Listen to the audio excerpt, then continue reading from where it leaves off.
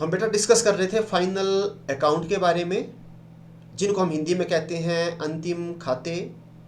जो soul trader होता है, सोल प्रोप्राइटरशिप होता है, जिसको हम हिंदी में कहते हैं एकाकी स्वामित्व या एकल व्यापारी, वो कैसे अपने फाइनल अकाउंट को मेंटेन करता है। तो उसको trading account, profit and loss account and balance sheet तैयार करने पड़ते हैं। तो हमने ट्रेडिंग अकाउंट के बारे में उसका format, profit and loss account के बारे में उसका फॉर्मेट एंड बैलेंस शीट के बारे में उसका फॉर्मेट जान लिया था। आज हम जानेंगे कि जो ट्रेडिंग अकाउंट है और जो प्रॉफिट एंड लॉस अकाउंट है, उससे कौन कौन से फार्मूले निकल करके आते हैं, हम वो आज डिस्कस करेंगे। तो मैं आपको स्क्रीन करता हूँ शेयर अभी, फिर हम समझते हैं।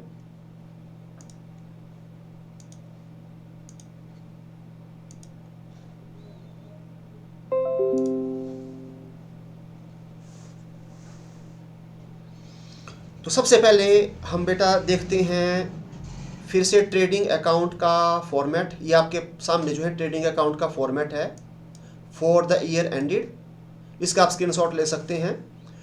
तो ये साइड हमारी डेबिट है, ये हमारी क्रेडिट है। तो सबसे पहले बनाना पड़ता है ट्रेडिंग अकाउंट। ट्रेडिंग अकाउंट से हमारे को पता चलता है ग्रॉस प्रॉफिट और ग्रॉस लॉस का। तो ये जो रेड इंक में है, ये बेटा बैलेंसिंग फिगर निकली हुई है ग्रॉस लॉस की, और ये जो डेबिट साइड में है लास्ट में रेड इंक में, ये ग्रॉस प्रॉफिट निकले हुए हैं। तो या तो आपको ग्रॉस लॉस निकलता है या ग्रॉस प्रॉफिट निकलता है। तो डेबिट जो साइड है वो होती है एक्सपेंसेस की, एंड क्रेडिट साइड होती है इनकम की।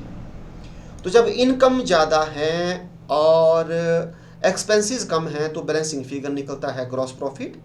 और अगर एक्सपेंसेस डेबिट साइड ज़्यादा है और क्रेडिट कम है तो जब हम बैलेंसिंग फिगर करते हैं तो हमारे को ग्रॉस लॉस निकलता है। तो आपको मैं थोड़ा इसके बारे में फिर से बता देता हूँ, ट्रेडिंग अकाउंट के बारे में थोड़ा रिवीजन। तो सबसे पहले आ जाता है इसमें ओपनिंग स्टॉक, फिर हम बेटा परचेजेज ले लेते हैं, और जो परचेजेज में से हम जो है रिटर्न्स आउटवार्ड, ये होता है परचेज रिटर्न, इसको हम लेस करते हैं। और हमारे पास ये जो आता है, ये जो कॉलम है हमारा आउटर कॉलम है, ठीक है। और जो भी हम लेस करेंगे, जैसे परचेज में से हमने रिटर्न आउटवार्ड लेस किया तो इनर कॉलम में हम लेस करेंगे और आउटर कॉलम में बताएंगे। तो ये जो हमारे पास आएगा परचेज में से परचेज रिटर्न को या रिटर्न आउटवार्ड को लेस करके, ये हमारे पास आएगा नेट परचेज। तो आपको ये पता हो जाना चाहिए ये क्या है हमारे पास नेट परचेज। तो कैसे आई, परचेज में से परचेज रिटर्न को लेस किया। फिर उसके बाद हम ले लेते हैं वेजेस। तो आपको वेजेज दिया है, या आपको वेजेज एंड सैलरी लिखा हुआ है, या आपको प्रोडक्टिव वेजेज लिखा हुआ है, या आपको मैन्युफैक्चरिंग वेजेज लिखा हुआ है। तो ये सारे बेटा वेजेज ही हैं, ये ट्रेडिंग अकाउंट के डेबिट साइड में आएंगे। और इसके बाद जो हैं जितने डायरेक्ट एक्सपेंसेस होते हैं वो सारे के सारे आपके ट्रेडिंग अकाउंट की डेबिट साइड में आते हैं। तो डायरेक्ट एक्सपेंसेस मैंने आपको बताए थे होते हैं टिल फैक्ट्री तक के खर्चे। तो इसमें देखो आपके फैक्ट्री एक्सपेंसेस आ गए, फ्रेट आ गया। अगर आपको फ्रेट दिया है तो वो यहाँ आएगा। अगर आपको फ्रेट इनवार्ड लिखा हुआ है वो भी यहाँ आएगा। अगर आपको फिर उसके बाद कैरिज दिया है वो भी ट्रेडिंग अकाउंट में आएगा। अगर कैरिज के साथ इनवार्ड लिखा हुआ है तो वो भी बेटा यहाँ आएगा, या कैरिज ऑन परचेज लिखा है तो वो भी यहाँ आएगा, क्योंकि इनका रिलेशन जो है फैक्ट्री से है, डायरेक्ट एक्सपेंसेस से है। और अगर आपको फ्रेट के साथ आउटवार्ड लिखा हुआ है तो आपको मैंने पहले बताया था ये आ जाएगा प्रॉफिट एंड लॉस अकाउंट में। इस तरह कैरिज आउटवार्ड लिखा हुआ है तो वो भी प्रॉफिट एंड लॉस अकाउंट में आ जाएगा। और यहाँ कैरिज ऑन परचेज की जगह कैरिज ऑन सेल लिखा हुआ है तो ये बेटा फिर प्रॉफिट एंड लॉस अकाउंट में आ जाएगा, ठीक है। इसके साथ साथ मोटिव पावर है, कोयल, गैस, वाटर, ऑयल, ग्रीस है। इसके साथ साथ फ्यूल, हीटिंग एंड लाइटिंग है, ड्यूटी ऑन इंपोर्टेड गुड्स है, एक्साइज ड्यूटी है, ऑक्ट्री है, कस्टम ड्यूटी है, क्लियरिंग चार्जेज हैं, डॉक चार्जेज हैं, डॉक चार्जेज इनवर्ड्स हैं, शिपिंग एक्सपेंसेस हैं, कार्गो एक्सपेंसेस हैं, रॉयल्टी ऑन प्रोडक्शन है। तो ये सारे के सारे खर्चे होते हैं डायरेक्ट, मतलब इनका रिलेशन होता है वस्तुओं को बनाने से, मैंने आपको पहले भी बताया था। तो ये सारे के सारे बेटा हो गए डायरेक्ट एक्सपेंसेस जो आते हैं ट्रेडिंग अकाउंट में। और क्रेडिट साइड में इसकी आती है एक सेल, और सेल में से जब हम जो है रिटर्न्स इनवार्ड को लेस करते हैं तो हमारे पास आ जाता है, ये जो हमारे पास आएगा ये आएगी बेटा नेट सेल। तो ये भी आपको पता होना चाहिए। अब मैं आपको आगे फॉर्मूले बताऊंगा तो आपको वहाँ पर आएगा नेट परचेज और नेट सेल के बारे में। तो नेट सेल क्या हुई, सेल्स में से जब हम रिटर्न्स इनवार्ड को लेस करेंगे। और इसके साथ साथ दूसरी आइटम आती है क्लोजिंग स्टॉक, जो माल बचा हुआ है जो नहीं बिका वो यहाँ पर। और ये जो रेड में है ये बेटा बैलेंसिंग फिगर आ रही है। ठीक, अगर क्रेडिट साइड ज़्यादा है डेबिट कम है तो प्रॉफिट, कौन से प्रॉफिट, ग्रॉस सकल लाभ। और अगर हमारे जो है डेबिट साइड ज़्यादा है क्रेडिट कम है तो ग्रॉस लॉस आएगा। ठीक है, तो ये हमने थोड़ा रिवीजन कर लिया। अब हम देखेंगे बेटा कि इसमें कौन कौन से आपके फॉर्मूले जो हैं बनते हैं। ठीक है, तो अब हम उनको जानते हैं। तो फॉर्मूले, तो सबसे पहले बनता है बेटा कॉस्ट ऑफ गुड्स सोल्ड का। किसका बनता है, कॉस्ट ऑफ गुड्स सोल्ड का। तो ये फॉर्मूला है बेटा कॉस्ट ऑफ गुड्स सोल्ड का। तो इसको बताने से पहले मैं आपको फिर से बता देता हूँ ये। तो देखो हमने क्या करना है, कॉस्ट ऑफ गुड्स सोल्ड को निकालने के लिए ये डेबिट साइड में जितनी हमारे पास आइटमें हैं, सबसे पहले देखो ओपनिंग स्टॉक का परचेजेज है, परचेजेज कौन सा, नेट, और बेजीज है, और सारे के सारे हमने डायरेक्ट एक्सपेंसेस ले लेने यहाँ तक, ये हम सबको ले लेंगे और इसमें से हम लेस करेंगे क्लोजिंग स्टॉक। तो डेबिट साइड में हमने बेटा सारे के सारे ले लिए, जो हमारे पास ओपनिंग स्टॉक था, नेट परचेज थी, वेजेज थी और डायरेक्ट एक्सपेंसेस, और क्रेडिट साइड से हमने सिर्फ लिया क्लोजिंग स्टॉक। तो इन सब को हम प्लस करेंगे, इसमें से क्लोजिंग स्टॉक को घटाएंगे और हमारे पास आ गया कॉस्ट ऑफ गुड्स सोल्ड। तो आप देख सकते हैं ये बन गया opening stock plus net purchases. अब आपको बता दिया मैंने नेट परचेजेज क्या है, wages and all direct expenses. इसमें से हम क्लोजिंग स्टॉक को लेस करेंगे और हमारे पास आ गई कॉस्ट ऑफ गुड्स सोल्ड। तो कॉस्ट ऑफ गुड्स सोल्ड होता है कि जो हम सामान को बेच रहे हैं वो सामान की लागत कितनी हुई, कितने का वो सामान बन करके तैयार हुआ। ठीक है, तो वो लगता है पता ट्रेडिंग अकाउंट से। अब बेटा देखो एग्जांपल से आपको समझाता हूँ मैं। जैसे मैंने ओपनिंग स्टॉक ले लिया 20,000 रुपये का, नेट परचेजेज ले लिए 40,000 एंड वेजेज ले लिए 5,000 के, डायरेक्ट एक्सपेंसेज ले लिए 15,000 के एंड क्लोजिंग स्टॉक दिया है 10,000 का। अब आपको बोला है कि कॉस्ट ऑफ गुड्स सोल्ड को निकालो, तो अब हम वैल्यू को पुट करेंगे। तो ये बेटा वैल्यू पुट कर दी मैंने। जैसे ओपनिंग स्टॉक 20,000 था, नेट परचेजेज 40 थी, वेजेज 5,000 के थे, डायरेक्ट एक्सपेंसेस 15 थे, और उसमें से मैंने क्लोजिंग स्टॉक को लेस किया। और लेस करने के जब हम पहले प्लस प्लस को करेंगे तो प्लस प्लस जब करेंगे तो 40 और 20 60 और 5 और 15 हो गए 80। तो 80,000 में 10,000 को हम लेस करेंगे और हमारे पास कॉस्ट ऑफ गुड्स सोल्ड कितना आ गया, 70,000 रुपीज़। बोलो बेटा पता लग गया यहाँ तक आपको? Yes sir. ठीक है बेटा। अब देखो, अब आगे देखो, अब आप आगे सेकंड फॉर्मूला है बेटा ग्रॉस प्रॉफिट का। अब ग्रॉस प्रॉफिट देखो कैसे निकलेगा। तो ग्रॉस प्रॉफिट का फॉर्मूला होता है बेटा नेट सेल्स, क्योंकि हमने सेल को छोड़ा हुआ था और बाकी दूसरी आइटम क्लोजिंग स्टॉक को ले लिया था। तो जब हम जो नेट सेल है, नेट सेल में जो हमने ऊपर कॉस्ट ऑफ गुड्स सोल्ड को माइनस करेंगे तो हमारे पास क्या आ जाएगा, ग्रॉस प्रॉफिट। तो देखो बेटा एक और हमने एग्जांपल ले लिया। जैसे एग्जांपल में हमारे को नेट सेल है वो दी है 85,000 रुपीज़ की और कॉस्ट ऑफ गुड्स सोल्ड कितना दिया है, 70,000, और आपको बोला हुआ है कि ग्रॉस प्रॉफिट को कैलकुलेट करो। तो देखो अब हम 85 में से 70,000 को लेस करेंगे तो हमारे पास ग्रॉस प्रॉफिट कितने आ गए, 15,000 के हमारे पास जो है ग्रॉस प्रॉफिट बेटा आ गए। ठीक है, अब आपने देखना अब अगला जो फॉर्मूला है बेटा वो यहीं से ही निकल जाएगा। तो अगला जो फॉर्मूला है वो है जैसे नेट सेल का। तो देखो नेट सेल बेटा अपनी जगह है, ग्रॉस प्रॉफिट अपनी जगह है। कोई भी आइटम अगर हम उठाएंगे इज इक्वल टू के इस तरफ या उस तरफ को ले जाएंगे तो उसका चिन्ह चेंज हो जाएगा। तो देखो नेट सेल अपनी जगह है, ग्रॉस प्रॉफिट अपनी जगह है, इसको हम उठाएंगे दूसरी जगह पर ले जाएंगे तो ये माइनस का क्या बन जाएगा, प्लस का। तो नेट सेल का फॉर्मूला हो गया cost of goods sold plus gross profit. ठीक है, तो अब बेटा अब हमारे पास देखो कॉस्ट ऑफ गुड्स सोल्ड है वो कितनी है, 70,000 की, और हमारे पास जो है ग्रॉस प्रॉफिट भी दी है 15,000। तो जब हम इनको इसमें प्लस करेंगे तो देखो नेट सेल हमारे पास 85 की आई कि नहीं आई। तो इस तरीके से हम निकाल सकते हैं। अब हम जो है एक और तरीके से निकाल सकते हैं कॉस्ट ऑफ गुड्स सोल्ड। अब देखो कॉस्ट ऑफ गुड्स सोल्ड तो बेटा इज इक्वल टू किस तरफ है, जब हम इसको इस तरफ ले जाएंगे तो किसका बन जाएगा, प्लस का, और नेट सेल अपनी जगह है। तो जब हम नेट सेल्स में से ग्रॉस प्रॉफिट को माइनस करेंगे तब भी हमारे पास कॉस्ट ऑफ गुड्स सोल्ड आ जाता है। तो अब हम वैल्यू को पुट करते हैं। तो 85,000 में से 15,000 को लेस किया तो हमारे पास देखो 70,000 आ गया कॉस्ट ऑफ गुड्स सोल्ड, 70,000। ठीक है बेटा, तो ये हमने बेटा जाना।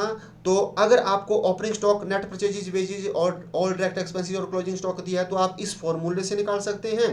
और अगर आपको क्वेश्चन में नेट सेल और ग्रॉस प्रॉफिट दिया है तो आप इस तरीके से भी कॉस्ट ऑफ गुड्स सोल्ड को कैलकुलेट कर सकते हैं। ठीक है बेटा, तो ये आपको बता दिए मैंने फॉर्मूले ट्रेडिंग अकाउंट से। अब हम आगे चलते हैं। आगे अब जो है अगर कई बार बेटा ऐसा भी हो जाता है कि देखो यहाँ पर जो एग्जाम्पल सेकंड है इसको बेटा ध्यान से देखना आपने। इसमें आपकी नेट सेल कितनी थी, 85 की थी, और हम बेच रहे हैं 85,000 का, और जो कॉस्ट है वो आई है हमारी 70,000 की, तो हमारे को प्रॉफिट हुए। तो कई बार बेटा ऐसा भी हो जाता है कि हमारी जो लागत होती है वस्तुओं को बनाने की वो ज़्यादा होती है, अर्थात कॉस्ट ऑफ गुड सोल्ड ज़्यादा होती है, और हम बेच कम में देते हैं, तो हमारे को बेटा लॉस हो जाता है। तो अगर ऐसा हो जाए तो हम क्या करते हैं, फिर फॉर्मूला होता है ग्रॉस लॉस का, हमेशा बड़ी से छोटी लेस होती है। तो यहाँ पर हमारी कॉस्ट ऑफ गुड सोल्ड क्या थी, ज़्यादा, और नेट सेल जो हमने बेचा वो क्या थी, कम की। तो हमारे को एक फार्मूला यहाँ निकला, ग्रॉस लॉस का फार्मूला क्या होता है, cost of good sold minus net loss, net sales. तो देखो बेटा अब एक एग्जांपल, तो इसमें हमने नेट सेल कितनी मानी हुई है, 65,000 की, मतलब 65,000 का हमने बेचा, और कॉस्ट हमारी कितने की थी, 70,000 की। तो यहाँ पर हमारा जो सामान वो बन रहा था 70,000 का, और हमने 65 में बेच दिया, तो यहाँ पर हमारे को क्या हो जाएगा, लॉस। तो लॉस का हमने फार्मूला यहाँ लिख दिया। अब हम वैल्यू पुट करेंगे और देखेंगे कितना लॉस हुआ। तो 70,000 में से 65 लेस करेंगे तो 5,000 का हो गया ग्रॉस लॉस। तो यहाँ पर भी अब हम जो है कॉस्ट ऑफ गुड सोल्ड को और नेट सेल्स को कैलकुलेट कर सकते हैं। तो देखो कॉस्ट ऑफ गुड सोल्ड को कैलकुलेट करने का फार्मूला क्या है, ग्रॉस लॉस अपनी जगह है, ये नेट सेल्स माइनस का है, जब ये इस तरफ को आ जाएगा तो ये क्या बन जाएगा, प्लस में। तो जब हम नेट सेल्स में ग्रॉस लॉस को प्लस करेंगे तो हमारे पास कॉस्ट ऑफ गुड सोल्ड आ जाएगा। तो देखो कॉस्ट जो हमारी नेट सेल थी वो कितने की थी, 65,000 की, और ग्रॉस लॉस हमने कितना कैलकुलेट किया, 5,000, तो हमारे पास देखो 70,000 के आ गया कॉस्ट ऑफ गुड सोल्ड। तो इस तरह हम क्या कर सकते हैं, थर्ड नंबर पे नेट सेल्स भी कैलकुलेट कर सकते हैं। तो नेट सेल्स को कैलकुलेट करने का फार्मूला हो जाएगा cost of good sold minus gross loss, क्योंकि देखो ये नेट सेल्स अपनी जगह है और ये कॉस्ट ऑफ गुड सोल्ड अपनी जगह है। अब ये उठेगा दूसरी तरफ जाएगा तो प्लस का क्या बन जाएगा, माइनस में। तो फॉर्मूला हो गया net sale is equal to cost of good sold minus gross loss. तो 70,000 में से 5,000 को हम लेस करेंगे तो हमारे पास 65,000 का आ गया नेट सेल्स। तो इस तरीके से बेटा हम जो है निकाल सकते हैं। तो ये फॉर्मूले निकल गए आपके ट्रेडिंग अकाउंट से। अब हम देखते हैं बेटा प्रॉफिट एंड लॉस अकाउंट। तो ये प्रॉफिट एंड लॉस अकाउंट है। तो प्रॉफिट एंड लॉस अकाउंट में देखो सबसे पहले इसकी शुरुआत होती है ग्रॉस लॉस या ग्रॉस प्रॉफिट से। अगर प्रॉफिट निकले हुए हैं तो क्रेडिट साइड में आ जाएंगे, लॉस निकले हुए हैं तो डेबिट साइड में आ जाएंगे। इसके बाद हम लेते हैं बेटा ऑफिस एंड एडमिनिस्ट्रेटिव एक्सपेंसेस को। तो ये जो एग्जांपल दिए हैं मैंने आपको पहले भी समझा दिए हैं, सारे ऑफिस के जो है आपके एक्सपेंसेस हैं एडमिनिस्ट्रेटिव के। और इसके बाद ये जो खर्चे हुए हैं ये हमारे बेचने के लिए और डिस्ट्रीब्यूशन वितरण के लिए हुए हैं, ये जो एग्जाम्पल आपको बेटा बताए हुए हैं। इसके बाद ये बेटा आपके मिसलेनियस है, ये आपके अदर एक्सपेंसेस हैं, ठीक है। और इस तरफ जो है हम लेते हैं सारी की सारी इनडायरेक्ट इनकम्स। तो ये इनडायरेक्ट इनकम है, डायरेक्ट इनकम बेटा एक ही होती है जो हमने ट्रेडिंग अकाउंट में बता दी सेल्स की, और बाकी ये सारी की सारी इनडायरेक्ट इनकम है वो हमारी आ जाती है प्रॉफिट एंड लॉस अकाउंट में। तो ये हेडिंग है और इसके अंडर ये सारी की सारी इनडायरेक्ट इनकम है। और प्रॉफिट एंड लॉस से निकलता है नेट लॉस या नेट प्रॉफिट। तो बस वही बात है कि अगर क्रेडिट साइड ज़्यादा है, इनकम की ज़्यादा है, खर्चे कम है, तो जो बैलेंसिंग फिगर निकलेगा वो नेट प्रॉफिट का निकलेगा। और अगर एक्सपेंसेस डेबिट साइड ज़्यादा है, इनकम कम है, तो हमारे ये नेट लॉस निकलेंगे। तो अब देखो अब इसमें क्या फार्मूला बनेगा, इसमें फार्मूला बनेगा आपका ऑपरेटिंग एक्सपेंसेस का। किसका बनेगा, ऑपरेटिंग एक्सपेंसेस। तो ऑपरेटिंग एक्सपेंसेस कैसे बनेंगे, तो एक बेटा हम ये ऑफिस के जो खर्चे मैं अंडरलाइन कर रहा हूँ, ये यहाँ से लेकर के यहाँ जितने हैं ये सारे के सारे हम ले लेंगे। इसके साथ साथ सेलिंग एंड डिस्ट्रीब्यूशन के यहाँ से लेकर के यहाँ तक सारे खर्चे इनको हम प्लस करेंगे, तो इनको बोलते हैं बेटा हम ऑपरेटिंग एक्सपेंसेस। तो ऑपरेटिंग एक्सपेंसेस को कैलकुलेट करने का फॉर्मूला है office and administrative expenses plus selling and distribution expenses, और आपके आ जाते हैं ये ऑपरेटिंग एक्सपेंसेस। ठीक है बेटा, अब हम चलते हैं आगे। तो अब आपको जो क्वेश्चन आएगा बेटा trading profit and loss account को बनाने का, तो आप अलग अलग नहीं बनाएंगे, आप इसको इकट्ठा बनाएंगे। तो अब देखो कैसे आपका ट्रेडिंग और प्रॉफिट एंड लॉस अकाउंट बनेगा। तो ये आपको बता रहा हूँ मैं format trading and profit and loss account का। पहले मैंने आपको अलग अलग बताया ना बेटा, अब इनको इकट्ठे कैसे बनाना है। तो देखो ये आपके पास आ गया फॉर्मेट। ऊपर आप लिखेंगे trading comma profit and loss account for the year ended, और यहाँ आपको बताया कि लास्ट में बनता है। तो जिस भी डेट को हम बना रहे हैं, जैसे 31 दिसंबर को बना रहे हैं तो 31 दिसंबर जो भी ईयर है, अगर हम 31 मार्च को बना रहे हैं तो हम यहाँ लिख देंगे। और ऊपर वैसे बेटा डेबिट और इस तरफ क्रेडिट साइड। तो हम जो है सबसे पहले बनाएंगे कौन सा अकाउंट, ट्रेडिंग। अब देखो कैसे बनेगा है। तो सबसे पहले हम ओपनिंग स्टॉक, फिर हम परचेजेज, लेस बेटा हम रिटर्न्स आउटवार्ड जो आपको बताया, और इसके बाद बेजिस, और यहाँ पर हम सारे के सारे डायरेक्ट एक्सपेंसेस लिख लेंगे, और दूसरी तरफ आ जाएगा सेल्स, और लेस हम जो है इसमें रिटर्न्स इन्वार्ड करेंगे, और ये आ गई हमारे पास नेट सेल्स, और क्लोजिंग स्टॉक बताएंगे, और ये बैलेंसिंग फिगर हमारे पास आ गया बेटा ग्रॉस प्रॉफिट और ग्रॉस लॉस का। ठीक है, तो देखो सबसे पहले हमारे पास ये आ गई नेट परचेज, और इस तरफ ये हमारे पास आ गई नेट सेल। फिर जो है बेटा हम इसके साथ ही बनाएंगे प्रॉफिट एंड लॉस अकाउंट। तो हम क्या करेंगे, अब इससे सबसे पहले मैं आपको यहाँ से बता देता हूँ, जो मैंने आपको बता दिया कि यहाँ से निकलता है कॉस्ट ऑफ गुड्स सोल्ड। तो कॉस्ट ऑफ गुड्स सोल्ड का फार्मूला यही opening stock plus purchases plus praises, हम इनको प्लस करेंगे और क्या कर देंगे क्लोजिंग स्टॉक। तो ये आपको मैंने बता दिया बेटा विद एग्जांपल। और सेकंड यहीं से ही आपको ग्रॉस प्रॉफिट का पता भी चलता है, जब हम नेट सेल्स में से कॉस्ट ऑफ गुड्स सोल्ड को क्या कर देंगे लेस, और नेट सेल्स आपको बता दी मैंने यहाँ। इसके बाद जो है अब ये जो है आपके, ये जो देखो मैंने अभी आपको बताया कि जो अगर प्रॉफिट निकला है तो वो चल जाएगा यहाँ पर क्रेडिट साइड में, क्योंकि ये हम बना रहे हैं प्रॉफिट एंड लॉस अकाउंट। यहाँ से हमारा प्रॉफिट एंड लॉस अकाउंट बनना क्या हो रहा है स्टार्ट। ठीक है, तो अगर इसकी जो शुरुआत होती है वो होती है बेटा ग्रॉस प्रॉफिट या ग्रॉस लॉस से। अगर प्रॉफिट निकला है तो उसको क्रेडिट साइड में बता देंगे, अगर लॉस निकला है तो हम उसको कहाँ बता देंगे, डेबिट साइड में बता देंगे। ये देखो बेटा ये बता दिया, आप देख सकते हैं। इसके बाद अब हम क्या करते हैं, ये ऑफिस के खर्चे ले लिए, सेलिंग एंड डिस्ट्रीब्यूशन के ले लिए, और ये अदर ले लिए जो मैंने आपको थोड़ी देर पहले बताया फॉर्मेट। इसके साथ साथ हम यहाँ इनडायरेक्ट इनकम ले लेंगे, और ये जो नेट लॉस है और नेट प्रॉफिट है ये बेटा बैलेंसिंग फिगर निकल रहा है, और इसको हम ले जाते हैं ट्रांसफर टू कैपिटल अकाउंट में। जो सोल ट्रेडर है उसके कैपिटल अकाउंट में हम इसको जमा कर देते हैं। तो अब जो प्रॉफिट एंड लॉस अकाउंट है उसमें देखो मैंने आपको फॉर्मूला बताया ऑपरेटिंग एक्सपेंसेस का। तो कैसे निकला, हमने इनको और इन खर्चों को जमा करना, ये ऑफिस के और एडमिनिस्ट्रेटिव के एंड सेलिंग एंड डिस्ट्रीब्यूशन के। ठीक है, अब हम आगे जानते हैं बेटा। तो अब हम जानेंगे ऑपरेटिंग कॉस्ट। तो देखो ये अब नया फार्मूला है ऑपरेटिंग कॉस्ट का। तो ऑपरेटिंग कॉस्ट कैसे निकलेगी, कॉस्ट ऑफ गुड्स सोल्ड। ठीक है, तो कॉस्ट ऑफ गुड्स सोल्ड देखो आपको यहाँ बताया मैंने पहले बताया, और प्लस ऑपरेटिंग एक्सपेंसेस। तो ये जो फॉर्मूला है ये फॉर्मूला आपका निकलेगा trading and profit and loss account दोनों से। वो कैसे निकलेगा, क्योंकि कॉस्ट ऑफ गुड्स सोल्ड वो आपकी निकलती है ट्रेडिंग अकाउंट से, और ऑपरेटिंग एक्सपेंसेस निकलता है प्रॉफिट एंड लॉस अकाउंट से। तो जब हम कॉस्ट ऑफ गुड्स सोल्ड में ऑपरेटिंग एक्सपेंसेस को जमा करेंगे तो हमारे पास आ जाएगी ऑपरेटिंग कॉस्ट। ठीक है, तो ऑपरेटिंग कॉस्ट हुई जो मतलब बेटा जिसका रिलेशन बिजनेस से होता है, जो बिजनेस को ऑपरेट करने के लिए जितना खर्चा हुआ उसको बोलेंगे बेटा ऑपरेटिंग कॉस्ट। ठीक है, तो आपको बेटा ये बता दिया मैंने ऑपरेटिंग कॉस्ट। तो ऑपरेटिंग कॉस्ट ये हुई बेटा कहाँ से, ये बिजनेस से हुई। अब हम क्या कर सकते हैं, थोड़ा इसको मैं थोड़ा रिमूव कर देता हूँ बेटा यहाँ, ये आपको बता दिया बेटा मैंने फॉर्मूला। ठीक है, बोलो बेटा पता लग गया यहाँ तक आपको। Yes sir. ठीक है बेटा, बड़े ध्यान से आपने सुनते रहना इसको। तो ये बता दिया मैंने ऑपरेटिंग कॉस्ट। तो ऑपरेटिंग कॉस्ट होगी जो बेटा बिजनेस में हमारी हुई। ठीक है ना, मतलब ये ऐसे खर्चे हैं जो बिजनेस को ऑपरेट करने के लिए लगे हुए हैं। अब जब हम क्या करेंगे, अब देखो पांचवा फॉर्मूला हमारे पास निकला ऑपरेटिंग प्रॉफिट का, ये भी नया फार्मूला है। तो जब हम नेट सेल में से, तो नेट सेल देखो मैंने आपको पहले बताया इससे जो ये जो अमाउंट आया इससे जब हम ऑपरेटिंग कॉस्ट को लेस करेंगे तो हमारे पास क्या आ जाएंगे ऑपरेटिंग प्रॉफिट। ठीक है बेटा, तो देखो आपको मैंने ग्रॉस प्रॉफिट बता दिए, ऑपरेटिंग प्रॉफिट बता दिए। ठीक है बेटा, कोई डाउट यहाँ तक, तो ये आपको क्लियर हो गया होगा सारे का सारा बेटा। और अब हम चलते हैं बेटा आगे। तो आगे और कौन कौन से फॉर्मूले निकलेंगे इसमें से, तो देखो अब आपने बिल्कुल स्क्रीन को देखना बेटा। यहाँ पर ये जो ग्रीन इंक में छूटा हुआ है, अब ये आएंगे बेटा आगे।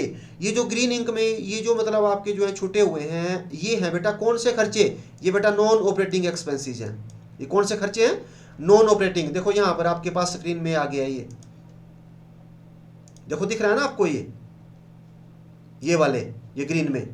ठीक है, ये वाले कौन से खर्चे हैं बेटा, ये आपके नॉन ऑपरेटिंग एक्सपेंसेस हैं। नॉन ऑपरेटिंग होती हैं बेटा जो डायरेक्ट रूप से ऑपरेट नहीं कर रहे हैं बिजनेस को, जो इनडायरेक्ट रूप से ऑपरेट कर रहे हैं। ठीक है, या हम इनको इनडायरेक्ट एक्सपेंसेस भी बोल सकते हैं। और इस तरफ बेटा ये इनकम है, ये छुट्टी हुई है, तो ये इन इनकमों को बोलते हैं हम नॉन ऑपरेटिंग इनकम्स। ठीक है बेटा, ये जो है इसको मैं सर्कल कर देता हूँ, ये नॉन ऑपरेटिंग इनकम्स हैं और ये आपके नॉन ऑपरेटिंग एक्सपेंसेस हैं। ठीक है, मतलब ये इनडायरेक्ट एक्सपेंसेस हैं जो बिजनेस को इनडायरेक्ट रूप से क्या कर रहे हैं, ऑपरेट करने के लिए हो रहे हैं। और ये इनडायरेक्ट इनकम है, ये इनकम है बिजनेस के बाहर से आ रही है ये। ठीक है, अब हम आगे चलते हैं। तो आगे अभी मैंने बेटा आपको बताया कि ऑपरेटिंग प्रॉफिट का फॉर्मूला क्या है, net sales minus operating cost. ठीक है, तो अगर बेटा अगर हमारी ऑपरेटिंग कॉस्ट ज़्यादा होती है, जैसे मैंने आपको बोला कि कॉस्ट ऑफ गुड्स सोल्ड ज़्यादा है और सेल्स कम है, ठीक है, तो अगर यहाँ पर भी अगर हमारी ऑपरेटिंग कॉस्ट ज़्यादा हो जाती है, नेट सेल्स कम हो जाती है, तो एक फॉर्मूला बेटा यहाँ पर बनेगा ऑपरेटिंग लॉस का। तो ऑपरेटिंग लॉस का फार्मूला क्या बन गया, ऑपरेटिंग कॉस्ट, कि जो हमारी ऑपरेटिंग कॉस्ट है वो ज़्यादा बन गई और नेट सेल्स बेटा हमारी कम बन गई, तो हमारे बन गए ऑपरेटिंग लॉस। ठीक है, इसके बाद अब अगला है, अगर हमने टोटल कॉस्ट को कैलकुलेट करना है, टोटल कॉस्ट के कितनी हमारे जो है खर्चे हुए सारे के सारे, तो इसका फॉर्मूला है ऑपरेटिंग कॉस्ट। तो ऑपरेटिंग हुई, ये बिजनेस को ऑपरेट करने में बेटा लगी हुई है, और इसमें जब हम नॉन ऑपरेटिंग एक्सपेंसेस को क्या कर देंगे, प्लस, तो नॉन ऑपरेटिंग हो गए जो डायरेक्ट रूप से नहीं जुड़े हुए हैं, जो इनडायरेक्ट रूप से जुड़े हुए हैं उनको हम प्लस कर देंगे, तो हमारी टोटल कॉस्ट आ जाएगी।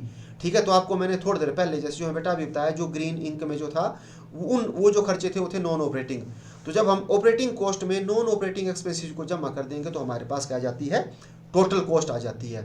इसके बाद अब अगर हमारे से पूछा है कि नेट प्रॉफिट कितने हुए, तो नेट प्रॉफिट को कैलकुलेट करने का फार्मूला है बेटा, हम नेट सेल ले लेंगे और हम ले लेंगे नॉन ऑपरेटिंग इनकम्स। तो नॉन ऑपरेटिंग इनकम जो मैंने क्रेडिट साइड में आपको बताई थी प्रॉफिट एंड लॉस अकाउंट के, उनको हम ले लेंगे। तो ये इनकम हुई बेटा बिजनेस के और ये हुई बिजनेस के बाहर से, और इसमें से जब हम टोटल कॉस्ट को लेस कर देंगे तो हमारे पास आ जाते हैं नेट प्रॉफिट। ठीक है, और एक और फार्मूला भी है बेटा इसको निकालने का, वो कैसे निकाल सकते हैं हम निकाल सकते हैं कि ऑपरेटिंग प्रॉफिट ले लिए, और ऑपरेटिंग प्रॉफिट का देखो ये आपको फार्मूला बताया मैंने, नेट सेल्स में से जब हम ऑपरेटिंग कॉस्ट को माइनस करेंगे तो ऑपरेटिंग प्रॉफिट आ गए, और जब हम इनमें जो नॉन ऑपरेटिंग एक्सपेंसेस हैं, जो मैंने आपको ग्रीन में जैसे पहले जो बताए थे डेबिट साइड में प्रॉफिट एंड लॉस अकाउंट की, उन सबको हम लेस कर देंगे, और इसके साथ साथ नॉन ऑपरेटिंग इनकम जो बिजनेस के बाहर की इनकम है उनको हम प्लस कर देंगे, तब भी हमारे पास जो है नेट प्रॉफिट आ जाएंगे। तो आपने ये जो निकालने होते हैं, चाहे टोटल कॉस्ट है, चाहे नेट प्रॉफिट है, चाहे ऑपरेटिंग प्रॉफिट है, चाहे ग्रॉस प्रॉफिट है, ये आपने निकालने हैं क्वेश्चन के अकॉर्डिंग, कि आपको क्वेश्चन में कौन कौन सी फिगर जो है गिवन है, तो उसके अकॉर्डिंग बेटा ये निकलेंगे। ठीक है, तो ये आपको बता दिया। और फिर यहाँ पर भी एक बात है कि मतलब अगर जो है सपोज ऐसा हो सकता है कि जो हमारी कॉस्टें हैं वो ज़्यादा बैठ रही हैं और हमारा जो रेवेन्यू है, जो इनकम है वो कम बैठ रही है, तो हमारे को लॉस हो जाएगा। तो एक ये भी निकल सकता है जैसे नेट लॉस। तो नेट लॉस का फॉर्मूला है बेटा टोटल कॉस्ट। तो यहाँ पर जैसे जो है टोटल कॉस्ट मतलब हमारी लागतें ज़्यादा हो गई हैं, और जो नेट सेल्स मतलब जो डायरेक्ट इनकम है और नॉन ऑपरेटिंग इनकम है वो कम है। ठीक है, तो जब हम टोटल कॉस्ट में से इनको लेस करेंगे तब हमारे पास क्या आ जाएगा बेटा, नेट लॉस आ जाएगा। तो बेटा ये हमने आज डिस्कस किए फॉर्मूले किस किस के, एक किए बेटा हमने ट्रेडिंग अकाउंट से क्या क्या फॉर्मूले बनते हैं, और प्रॉफिट एंड लॉस अकाउंट से क्या क्या बनते हैं, और trading and profit and loss account दोनों से कौन कौन से बनते हैं।